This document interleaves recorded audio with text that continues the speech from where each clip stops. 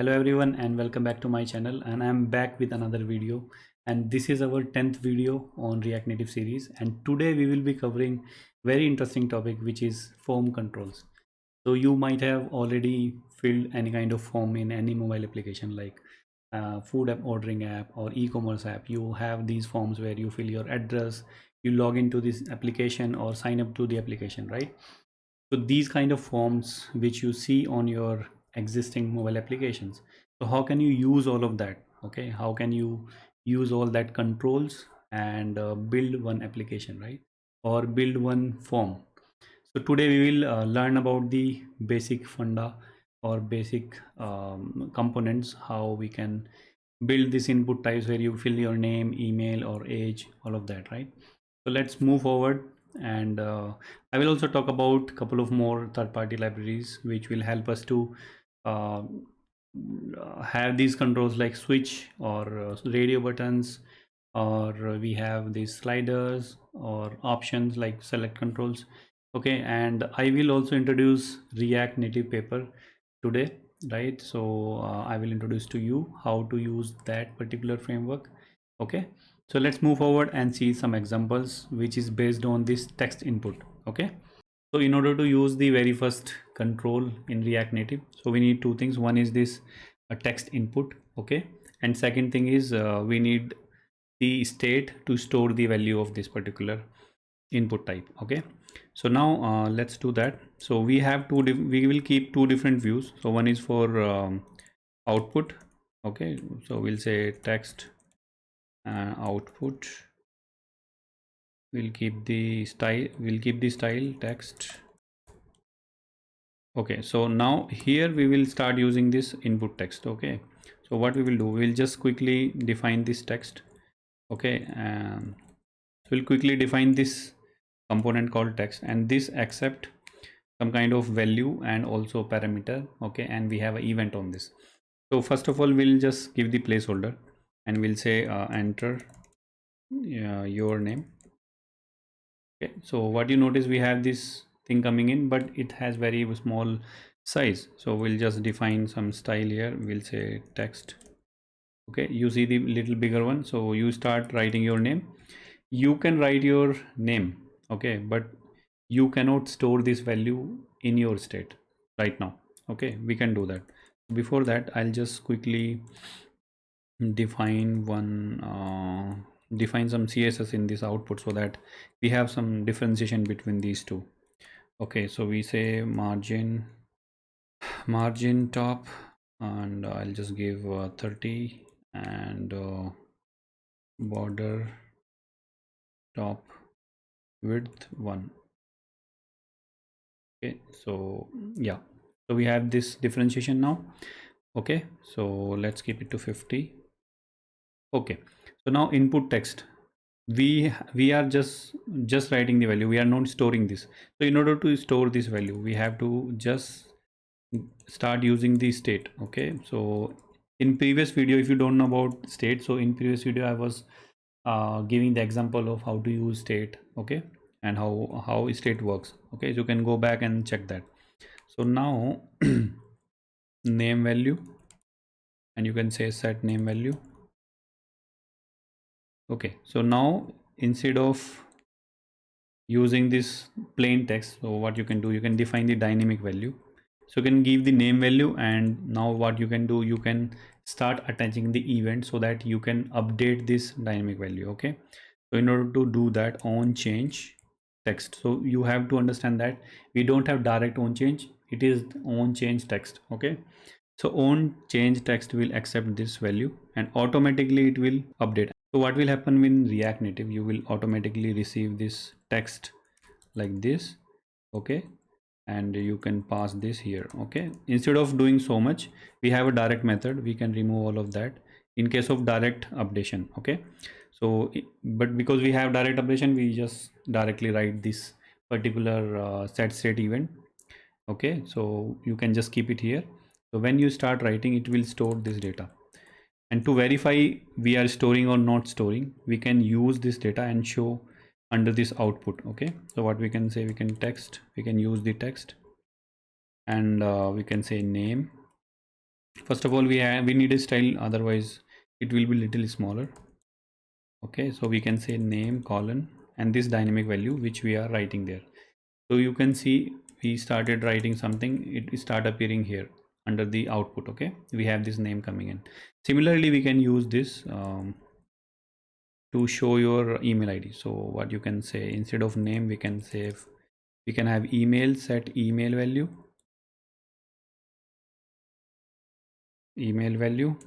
okay, and enter your email, and all of that you can start defining here. Okay, you can have empty email by at the first. By default you can just give email here.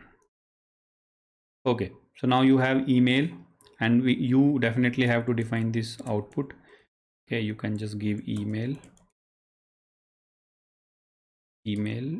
value. Okay, so now if you start writing, or you say raju @gmail.com, so you notice as soon as you start writing, your output is also appearing. That means we are storing the input data to our state. But now what you notice, we have couple of these writing down, like one or two we are writing, but let's say you have 10 different controls, so you have to write 10 different states. So you can optimize that. I will just show you the very small example in order to optimize this piece, and then we'll move forward with another controls coming in from React Native, which is switch. Okay, we'll use slider. Okay, all of that. So be in the video, I'll come back. So now what we will do, we will just quickly define one more state which can handle both of these, or you can add more controls to this, right? So we can say form data comma set form data. Okay, and this use state, as I told you, use state will accept any kind of data type. So here we will just define a object which have this name colon empty, and then this email colon empty. Okay, as we have the default value of their empty, or you can say the empty string, right? So now this, in order to access this name and all, because it is an object, you can directly say this name, and here we can say this dot email. Okay, similarly in the output we have to do form data dot name and form data dot email. Okay, so this is the very first thing we have to do. But now, because this event, you have to write the common event now, so that common event will update this object value. Okay, by default it is empty, right? So we'll say const handle update. Okay, so we can just quickly do that, and this particular handle update accept two things, one is key and one is value. Okay, here you can say set form data, and as this is object, so we will be using spread operator, form data comma, we will just use this key as a key, and then update the value, whatever value we are passing from the input controls. Okay, so now we have to replace this particular event. Okay, but what you notice, like, because we have to pass these values, so in order to pass some value, whenever we are passing some value, we cannot directly use the handler like this. So we have to put the arrow function, otherwise it will immediately execute once you render your page. Okay, so now as you have to pass two things here, one is key, one is value, so value will also come from here, like as I told you, it will come from in control itself. So you have to say first thing name, as our key is name, comma the value. Okay, similarly you can just copy this, paste here, because here also you will receive text as a email. So now just change the email. Okay, so key name should be same as this one, otherwise you will not see the value update. Okay, so as we are not using these two, we can quickly remove these two. Okay, so now you start writing. Okay, you notice your data is coming in. Now you are storing your data into one object, so this one object you can pass to your backend, or you wanted to store somewhere or validate, you can do that. So now next form control coming in from React Native is switch. Okay, this switch will accept the boolean value. So I'll show you that. So switch accept or return you the boolean value. Okay, both way. So now equals, we'll say true. What you notice, this input control is there. Okay, but yeah, what you see, this inputs don't have any kind of border. So what, let me just do that so that we'll have some differentiation. So I'll just say border width colon 1, and padding I'll just define so that we have some padding. Okay, we have this Raju, this thing is there, no? That's what I'm saying. So okay, so we have these two controls here, and we have this control which is our switch control, and I told you it accept kind of boolean and return you the boolean false. If you set false, it will automatically set to the false. Now in order to do this dynamically, okay, keep the things dynamically, because now I am storing this or maybe changing this manually. So what we can do, we can just define a state. Okay, switch well. Okay, and we can just set this to switch well. Okay, you can manage all of these using one particular state, but for demonstration purpose I'll just set false for now, so that you can understand quickly, will not mess up with a lot of things. So now this value I'll keep it here, switch value, and here it's not on change text, so it is on value change. Okay, because here we are changing the value of this particular switch button. Okay, so what we will, so we will say we will set switch value. Yeah, so as it return you the boolean directly and accept the boolean, so you no need to do any kind of tweaks here or define any kind of method like we are defining here. So it will directly accept and return you. So once you click on it, okay, that switch value, okay, there is some problem.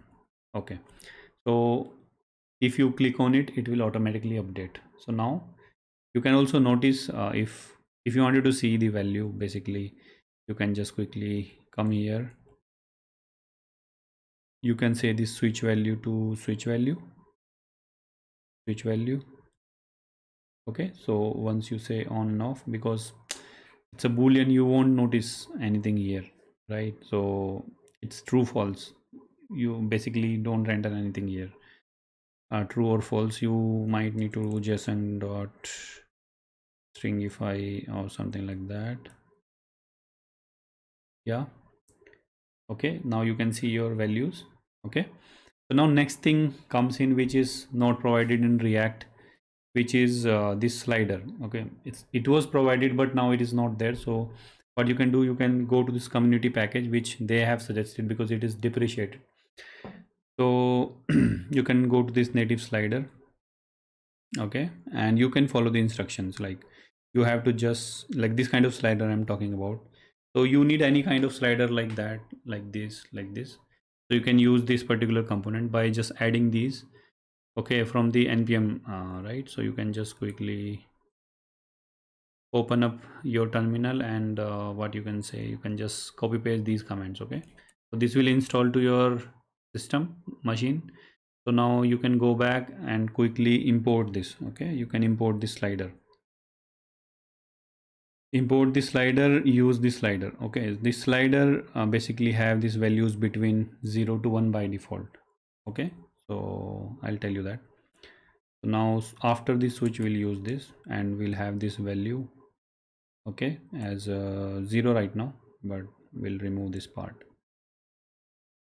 Okay, so in order to do something, I told you we have to have this particular use state, so that we can store the value slider.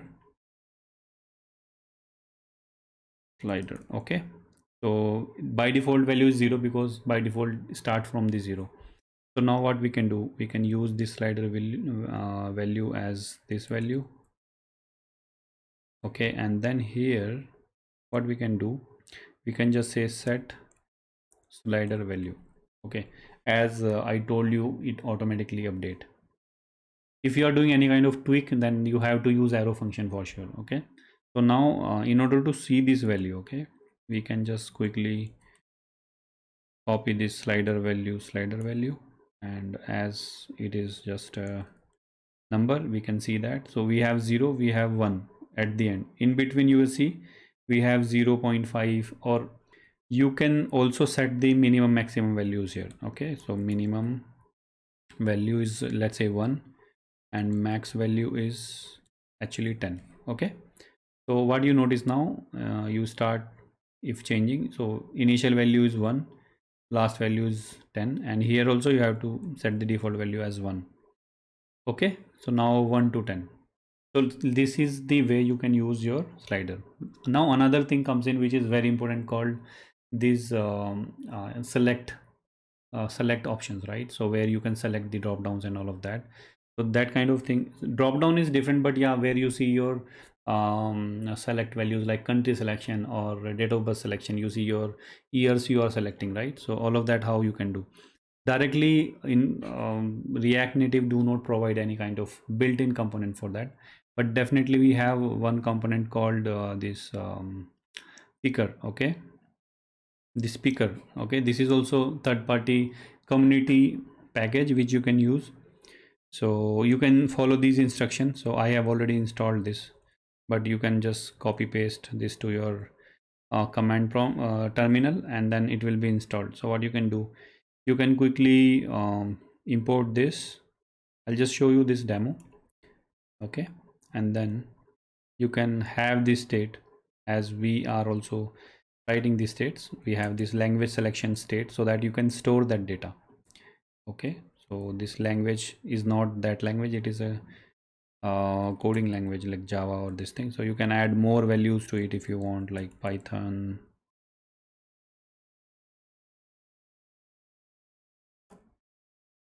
or you can add Rust. So we have some input controls. Okay, so now you notice we have this drop down coming in, and if you change, you also have some kind of sound coming in, tuck tuck tuck. Okay, so now you know how to create this kind of input box, and you might have already seen in any kind of videos, sorry, you might have already seen this kind of drop down for your date of birth selection in any application. So now we are clear here. So now as per this slide, we have covered most of it. So we have covered how to store the data in forms. We have covered how to work with input controls, which is provided by React Native or the third party. So as per this slide, we have covered two controls, which is provided by React Native. Also covered couple of components, which is provided by the community helpers or community libraries, right? So now last part, which will help you to develop your application faster. Also, it will remove the hustle of downloading a lot of third-party library. So all these things will be built in under this particular React Native paper library. Okay, so let's jump back. So if you see my screen, you will notice this particular website, which is reactnativepaper.com. I'll put into the description this link. You can go back and see that. So what you notice, we have a lot of controls coming in here. You see that. Okay, and this works for both like Android and iOS. Okay, that is very important. So before moving forward, guys, you like this video and share to your friends. Okay, and also subscribe to this channel, right? Now go to the docs. Okay, go to the docs. You see a lot of these controls which we was downloading from some other third-party components already available here. Okay, so we have this emails with different styles, we have buttons, we have what do you say, text, we have everything like display text, images, how to display images and all of that. And these buttons and this below we have these navigation control, all of that is available already. That means we just need to set up this with our application. So in order to do that, we need to just run this command, because it's a npm install library. So definitely we can just paste this here and start installing this. So once it's installed, right, so you have to follow the instruction provided by React Native paper. So it is very easy. You have to just go back to your Babel configuration. I'll just control Z, I had did before also. So what you have to do, you have to keep this one here. Okay, so we already have one variable present expo. So what you can do, as it is array, you have to just paste this here and save. Another thing is this environment piece, so which definitely not required right now, but for production it is definitely required, so just keep it here for now. So guys, after this Babel configuration, if you come down, what you notice, we have to wrap our uh, main component, which is app.js, under this paper provider.